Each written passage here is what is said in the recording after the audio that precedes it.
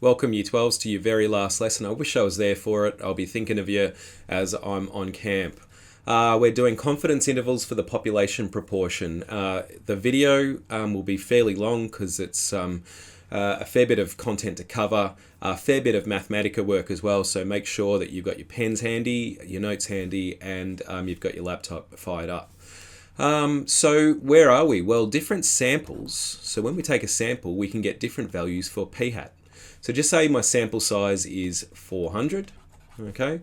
And what I'm looking for in that sample is this thing here, x, okay? And we've seen that x could be 0 out of 400, 1 out of 400, 2 out of 400, etc., etc. We could get anything, okay? So if we've actually taken a sample and we've got a sample proportion, can we use that to infer about the population? Well, that's the whole reason why we're doing statistics, really, to be honest with you. Okay, we take a sample because we're either too busy or it's too expensive to survey the population or sample the population. So what we do is we only take a sample and we use the sample to infer about the population. All right, so here's some context. If we know from a class sample that 25% of the class buy their lunch, what does that say about the proportion of the whole school that will buy their lunch today? So if p hat equals a quarter, what will p be? Okay, again, what I'm trying to do is use the sample to infer about the population. So when using confidence intervals, which is what we're going to be doing today, we can state how confident we are that the population parameter, p, will lie between a particular interval. Okay, so that's really what I'm doing, is using the sample proportion, okay, a quarter, to infer about the population. And what I'm going to give you is how confident I am that p will be within a certain interval. All right, so what I'm going to do is pretty much try to show you how the formula for confidence intervals is found.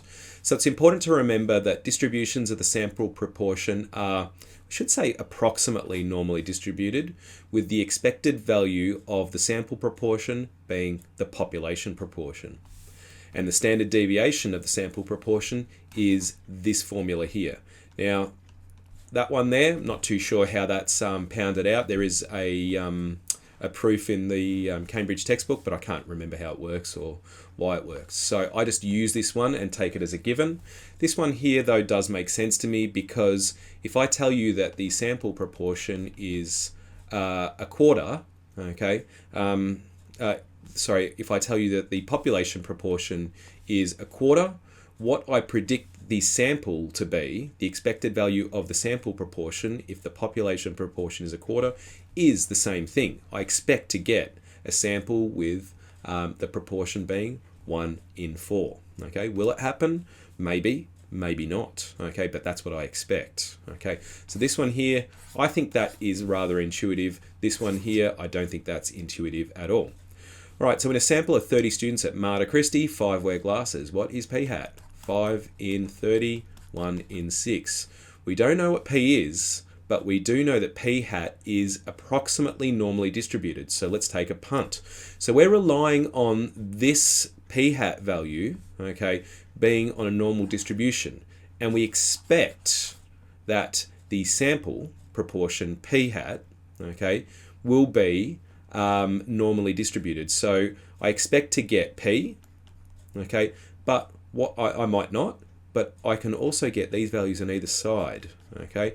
And what we're trying to take a bet on and predict is that, given that we know it's normally distributed, we're going to try and use this idea to estimate what p is going to be.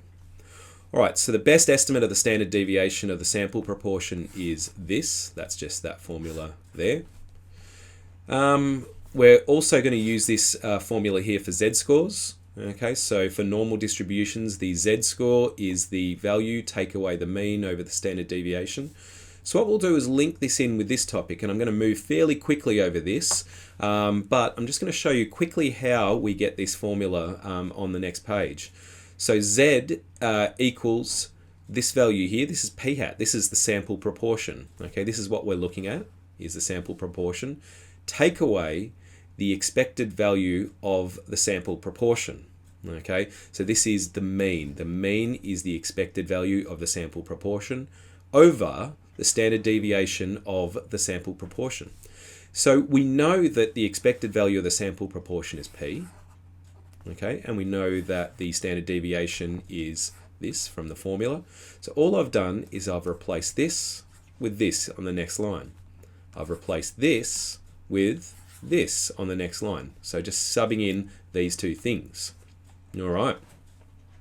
Now remember, what we're trying to do is find out about the population proportion from the sample proportion. So what we would do is solve this thing.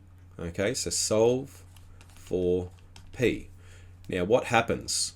Well, introducing this back from z-scores, so we know that the probability that on the z distribution of the normal, it's going to be 95%, or 0.95 is the area under the curve between roughly two standard deviations. It's actually negative 1.96 to 2 decimal places. So what I know is for this, I'm just going to write this out. Okay, notice I'm putting 1.96 negative there and the positive there. Now I'm going to put this in here. Now why am I putting that there? Well, that's Z. And what did we find out that Z was in the previous page? It's this whopping big formula. Okay, so all I've done is replace Z with that nice big formula.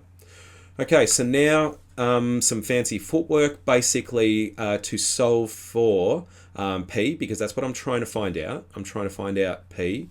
All I've done is multiply both of these values by the denominator and then subtracted P hat from it. Okay, so this is what I end up with. So the probability, okay, that P is between this value here and this value here is 0.95. All right, so what we're saying is that we're 95% confident that P, the population proportion, falls between this lower interval and this upper interval. Okay, not 100% confident, 95% confident. Right, and that leads us to this very last thing on the formula sheet, this thing here. Okay, so this is how the approximate confidence interval formula comes out. Okay, and if you followed that, great. If you weren't too sure, well, we're going to be just using the VCAR formula from here in. So to the original question, in a sample of 30 students at Mater Christi, 5 wear glasses. We don't know what P is, but we can use the formulas to state how confident we will be that P falls between a particular interval. That's going to be handy, okay? So again, if the sample says it's 5 in 30, what does that say about the population? We're going to say with a certain amount of confidence that we think P will fall between these values here. All right, in order to use the rule, NP and N1 take P must be greater than 5. This is to allow it to the binomial to go roughly normal. So we need to do it enough times so that it goes normal. All right, so let's try it out on a question. Find an approximate 95% confidence interval for the proportion P of Catholic secondary school girls who wear a ribbon if we select a sample of 20 girls and find the sample proportion to be 0.7. So that means that P hat is 0.7. All right, so what are we going to do with that? Well, we're going to pop that into the formula. So I'm going to open up my brackets and the formula goes like this. P hat take away. Now the 95% confidence interval uses the numbers 1.96. It does go longer than that, but we're going to use it to 2 decimal places. Multiplied by P hat, 1 take P hat over N. So that's the lower confidence interval. The upper confidence interval is just plus 1.96 times P hat, 1 take P hat over N. All right, so all we're going to do is pop our numbers into Mathematica and ask it to work it out for us. Okay, so we know that P hat is 0.7. Take away 1.96 times the square root of, what are we doing? 0.7 times 0.3 all over N, which was 20 in this case. Right, so this will give us the lower value, which is 0.7 0.499 dot dot dot. And let's get the upper by simply grabbing it or just editing it, whichever way you want to go, and put a plus. Okay, and it's 0.9008 dot dot dot.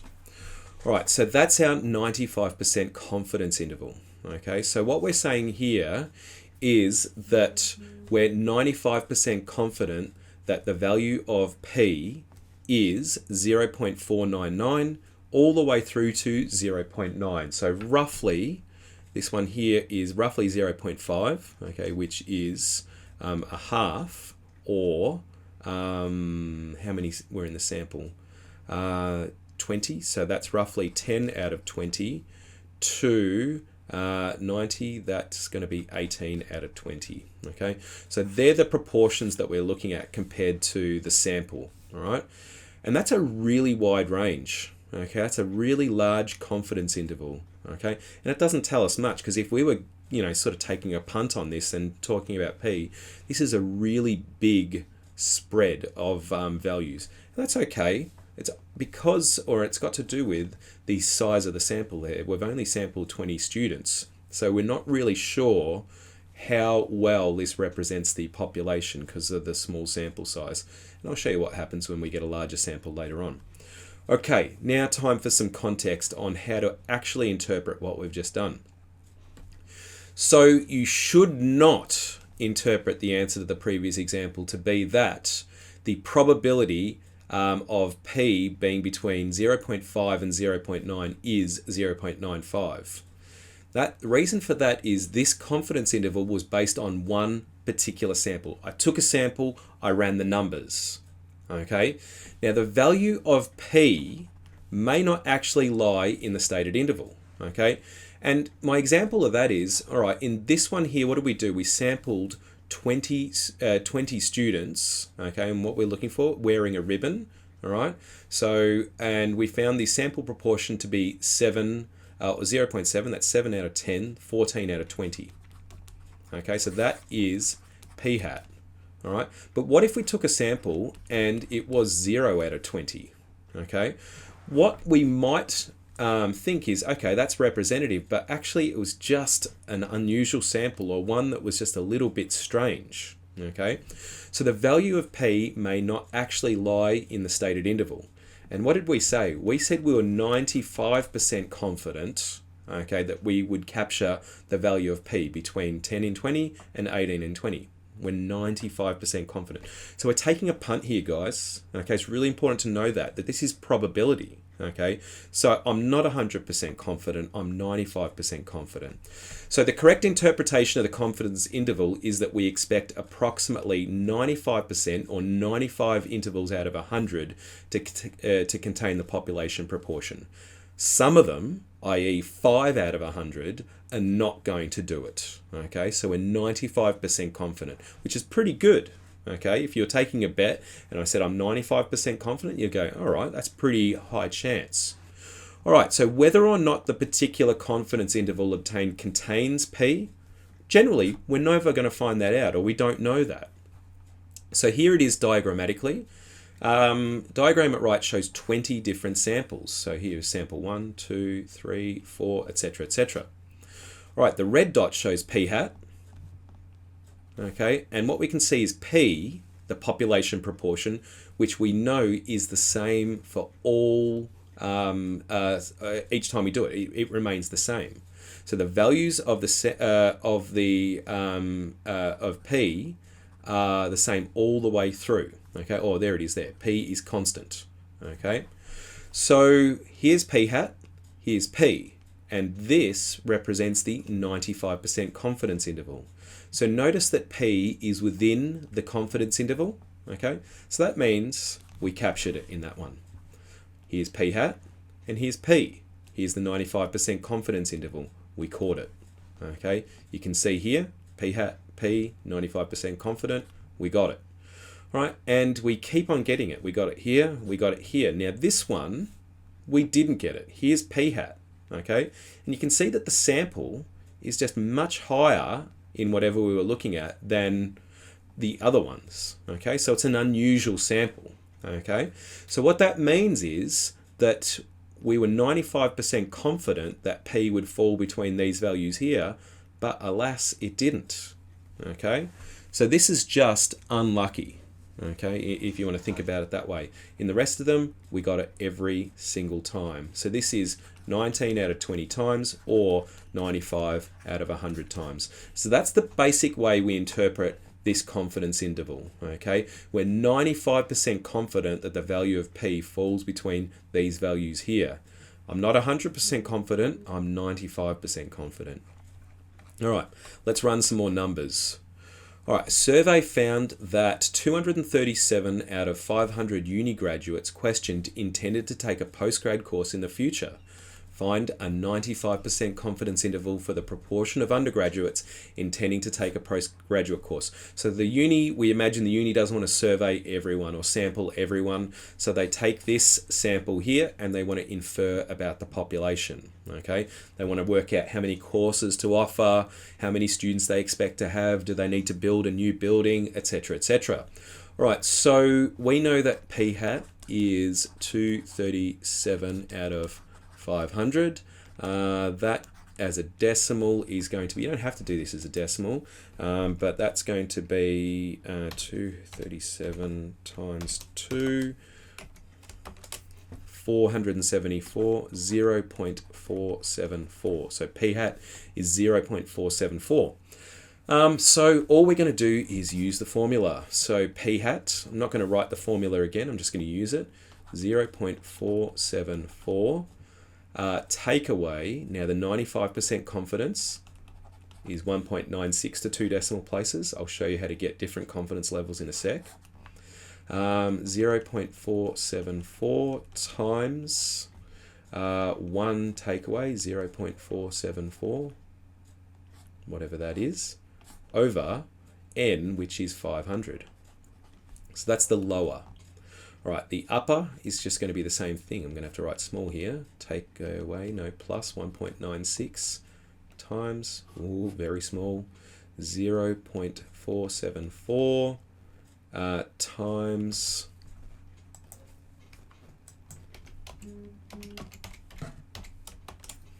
0.526 over 500. Close brackets. All right, so let's work it out. So I'm just going to grab these ones again, which sort of allow me to not have to retype things, or not too many things. 0.474, 1.96. We're going to do takeaway. 474. What was it? 526, and change that to 500. So that's going to be 0.430 dot dot dot, and let's get the upper. So because the sample size is larger, there should be a smaller confidence interval, which means we're more confident about the population proportion, dot dot dot. So basically it's saying we're 95% confident that the value of P falls within these two values here, okay? Not 100%, 95% confident. All right.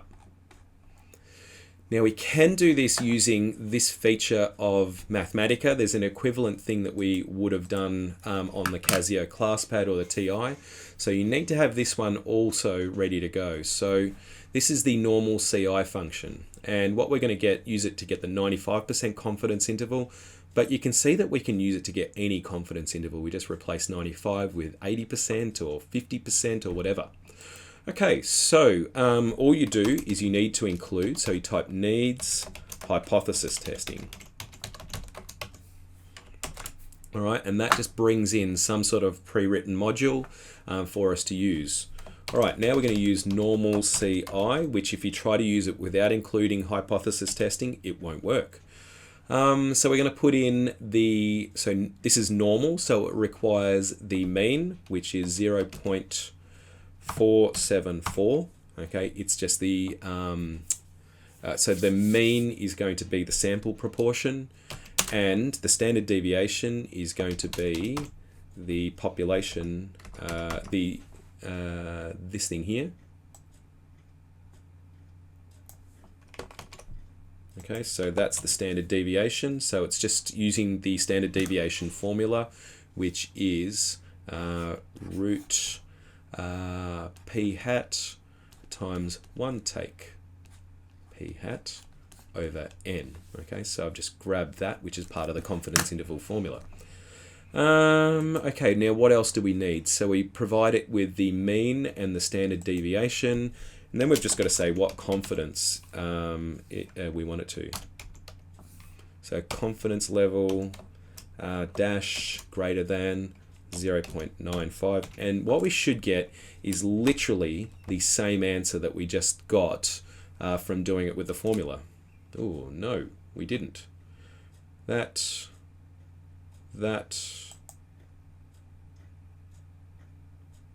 close. Got too many of them. Alright, I think that's it. Yeah, there we go. Alright, so yeah, we've got our confidence interval there, and note that that was exactly what we just wrote down before. So this allows it to allows you to pound it out with a formula. This one will just smash it out for you without having to worry about all this stuff here. Alright. What about if we want a different confidence interval? So far we've done 95%, which uses a value here, our k value here, of 1.96. It also can be the z value, doesn't really matter what that letter is. Okay, so the 68, okay, and the 90 and the, well, 95 is going to be roughly 1.96, and we're going to get the 99. Okay, now how do we get these values? Well, all we do is we use the idea of the normal distribution. So the 68 means that basically I know that this is 68%. Okay, so what I'm after is the value k here for which this area here equals 68. So I'm going to do 100 take away 68 is 32, and 32 divided by 2 is 16. So 0.16. So basically we want the k value here so that the area larger than this value here is 0.16. So all we're going to do is go to Mathematica here and run a solve. 0.16 equals, we're doing a probability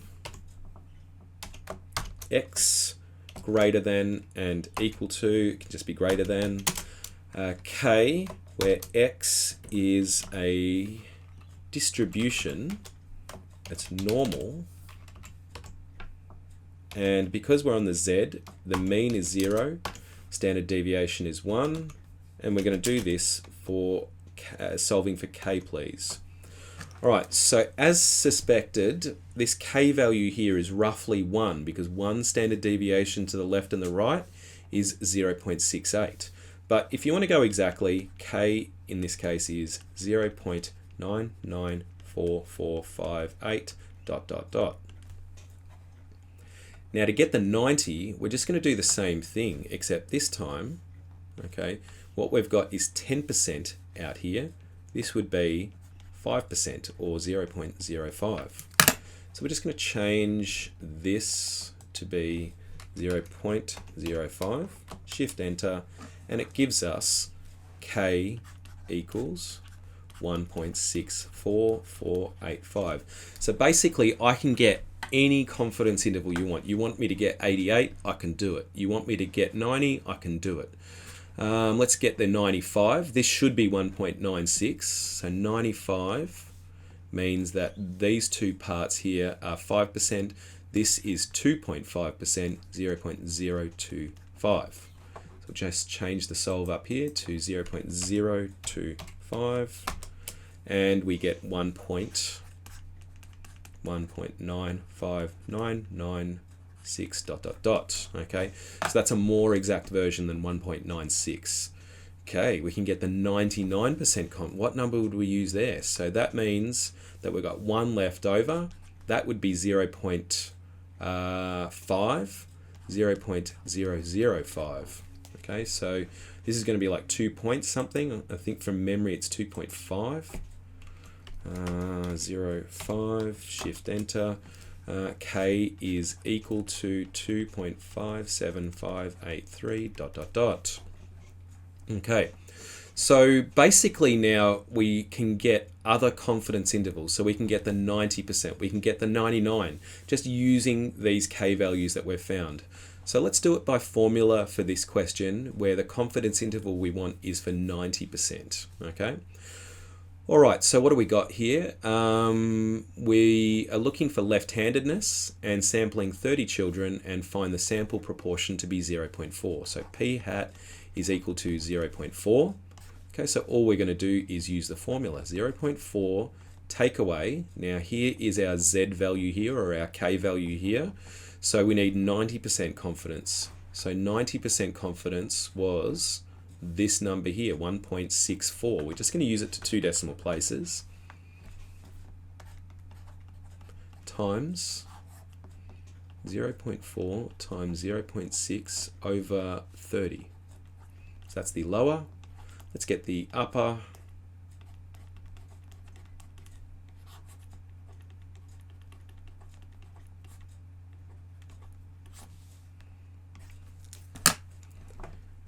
Now I've done this somewhere else. I'm just going to grab another one of these and fill in the blanks basically. So it was 0.4. It wasn't 1.96, that was for 95. So I'm going to get the 90.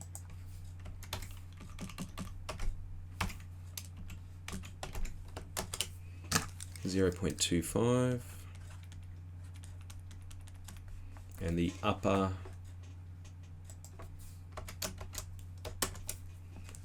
0.546 dot dot dot. Okay, so there it is for 90.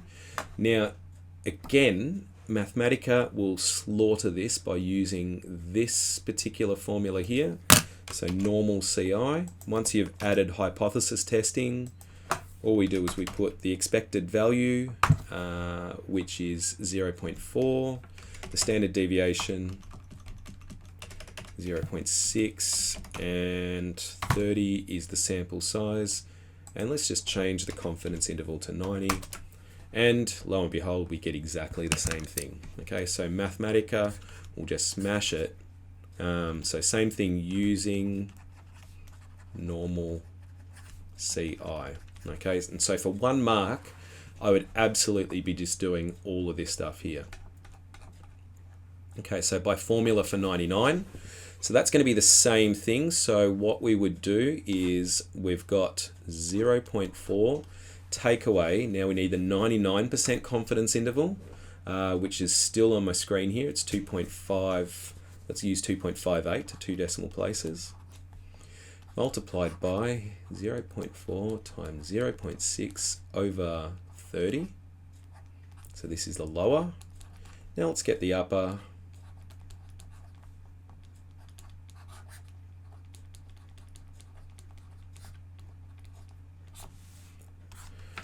Okay, so just basically ripping that off again. Except 2.56 is what we're going to use. Same one, isn't it? Yeah, okay. That's the upper. Well, let's just write that in anyway.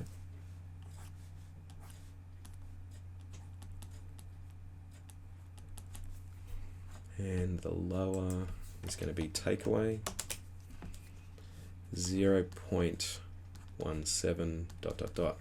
Okay, so you notice that what's happened is the confidence interval, it presents a larger interval because we want to be 99% confident this time, not 90% confident, 99% confident. So naturally what it does is that, I don't know, I imagine it playing a bit of more conservative approach and says, ooh, if you want to be more sure, then I'm going to extend my interval out a bit more. All right, so Mathematica, again, we'll just smash this. All right, so all we do is just change the confidence interval to 99. And we get the same numbers. Okay, so I'm just going to kind of put inverted commas there just to say it's the same thing. All right, so 85% confidence intervals if P is this, sample size is that by Mathematica. All right, so, and by formula. So I'll show you with Mathematica what we're going to do. So it's 0.7 is the expected value. 0.7, 0.3, 200, and 85. So 0.65 ... to 0.74 ... All right, by formula, well, what we've got to do to get the 85% confidence interval is, so this is going to be 85%. That means that these two parts are going to be 15 together. That's going to be 7.5, 0.075. All right, so I've got to go to this solve here.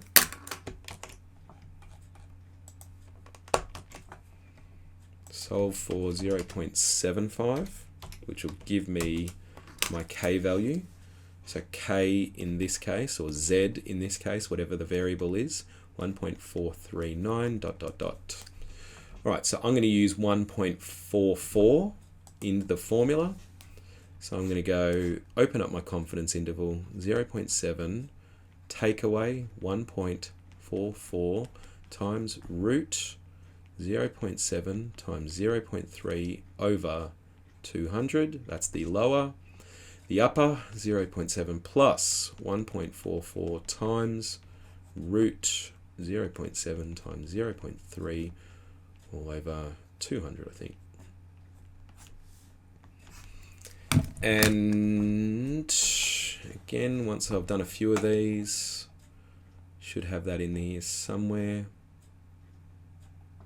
Yeah, that'll do. Just grab that.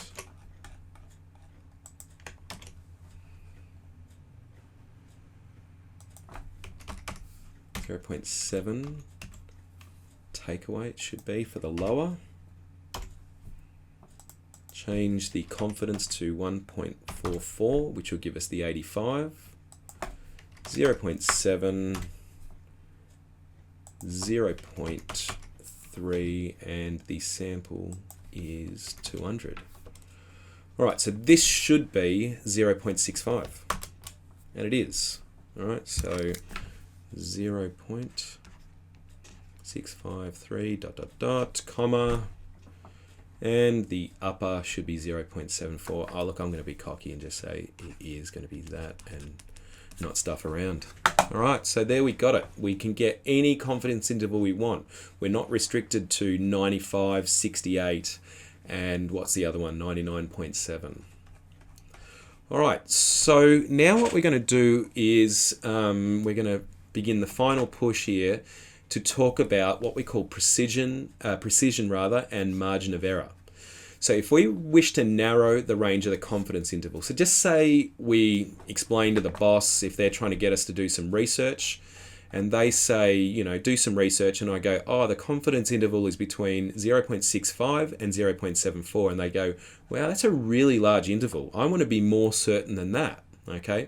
So what we can do is look at this margin of error. Okay, so you may have heard in the media during election time, what they say often in the media is we predict the proportion of people to vote for the Greens to be 72% plus or minus a certain amount. This is what's called our margin of error. Okay, and what we know is the smaller the margin for error, the narrower the range of the confidence interval. Okay, so if we get a smaller margin of error, just say we want to know within plus or minus 1%, okay, that will generally mean that we need to increase the sample size, okay? Go sample more people if you want to be more confident, okay? The distance between the sample estimate and the endpoints of the confidence interval is called the margin of error. And so for a 95% confidence interval, the margin of error is calculated using this, okay?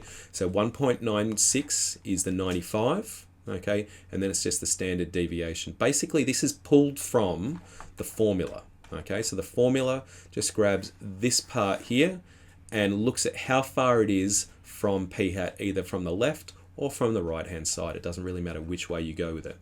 All right, so let's use it for something. Determine the sample size required to achieve a margin of error of 3% in an approximate 95% confidence interval for the proportion P of Catholic secondary school girls who wear a ribbon.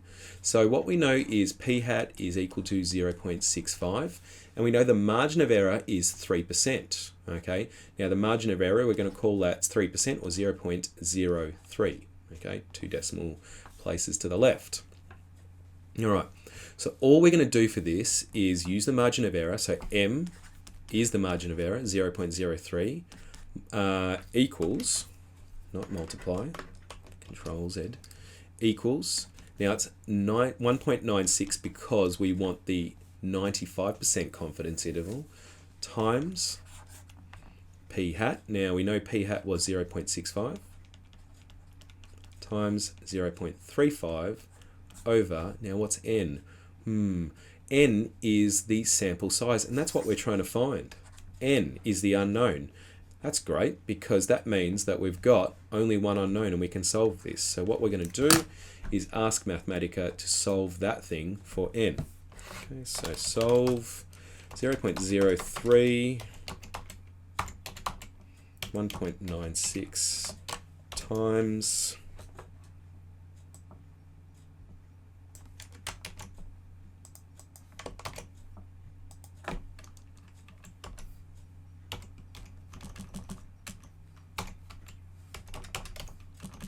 x, or whatever you want the variable to be, it doesn't really matter. So n equals 971.071. Therefore, we need to sample roughly 972 people to get a margin of error of 3%. Okay, and that may be acceptable to the boss in this case. Okay, a margin of error can be 3%. They go, yeah, I'm fine with that. Or no, I want it even smaller. So actually what we'll do is I'll show you that. So if I make this smaller, so if I want a margin of error of 2%, what should happen is this n value should go up. It means basically you want to be or have a smaller margin of error, go survey more people. All right, so that should be much higher, 2,184. And then it's about going, that's ridiculous. I can't survey that many people. It's going to take me, 3 weeks to do it. Okay, and 1 is going to be massive. Okay, so that basically is it. So you kind of determine an acceptable margin of error and run with that. Okay, calculate a 90 and 99% confidence interval and the corresponding margin of error for the proportion of secondary school girls who wear a ribbon to school if we select a random sample of 200 and find that p hat is 0.63. Okay, so I'm going to get the 90 and the 99. All right, and I'm going to do that quickly by using the normal CI feature. All right, so I'm not going to use the formula for this. I'm going to do it fast. Okay, so let's get the 90. P hat is 0.63. 6337, and how many? 200. Confidence is, well, let's leave 99 and get that one first.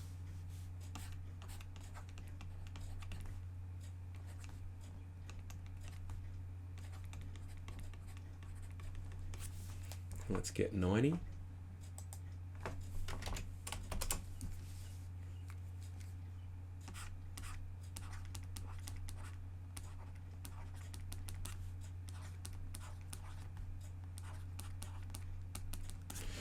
Okay, what would the sample size need to be so that the 99% confidence interval had the same margin of error for a 90% confidence interval? Okay, so basically we want this interval here to be smaller. Okay, we want it to be exactly the same as the 90% confidence interval, which means that what we have to do is survey more. So how many more will it be so that this would be the same as this? Imagine the boss says, I accept this as the confidence interval, but I want to be 99% confident. So you go, okay, boss, I'm going to have to survey more people. How many more? Okay, I'll find out for you. So what I'm going to find out is the margin of error here. Okay, so to get that, all I'm going to do is start with p hat is 0.63 and remove this lower amount here. Okay, 0.5738. So I'm going to remove that amount. And that's going to give me my margin of error. So it's roughly a 5% margin of error. It's 5.6. So let's just note that. So the margin of error for 90% is roughly 5.6%. Okay. So all I'm going to do is use that margin of error, 0.056 ... equals. Now, we want the 99% confidence interval, so we need to use the 99 number. Now 99, I'm just going back to those normal distribution curves. Here was 90, so it's 2.58. So we're going to use 2.58 as our number.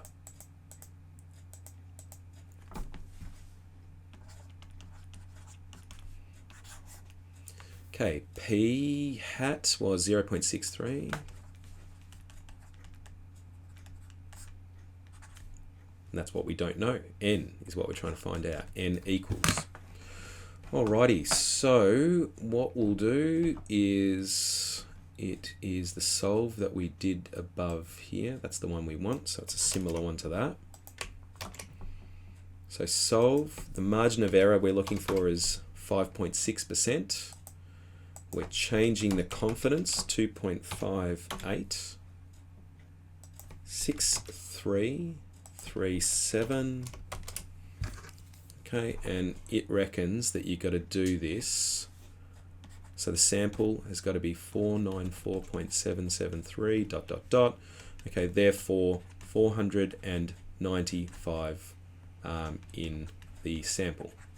So if we sample 495, we're going to get the same confidence as the 90% confidence. All right. All right, and we're nearly there. I know this video is pushing out significantly, but I don't know, you just can't shortchange this stuff. Okay, promise I'll be quick with these two. The laptop supplier finds that in a particular sample of 100 laptops, 6 of them have a battery life of less than 3 hours.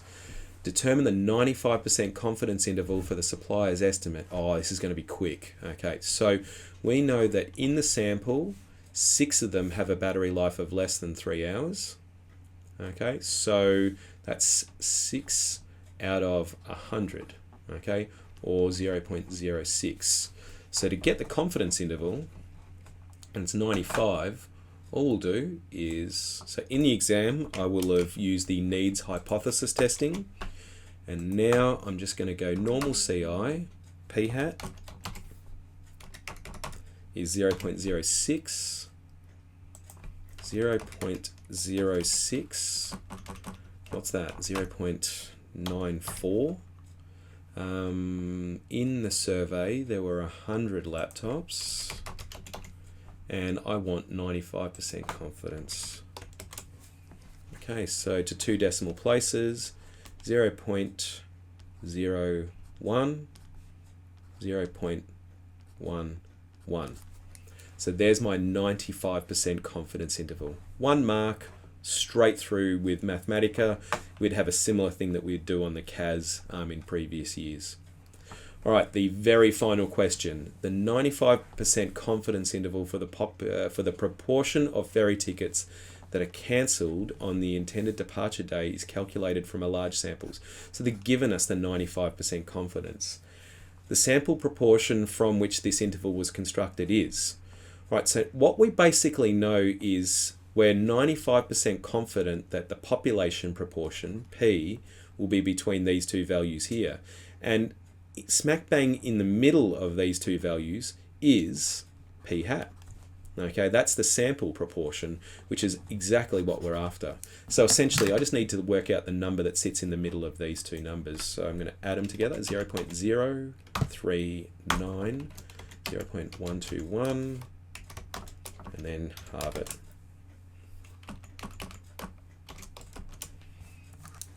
And there it is there, 0.08. Okay, 44 minutes, not bad to encapsulate something that is that big. Okay, so make sure you get all of that stuff in your notes, do the work, contact me if you need some assistance. Bye.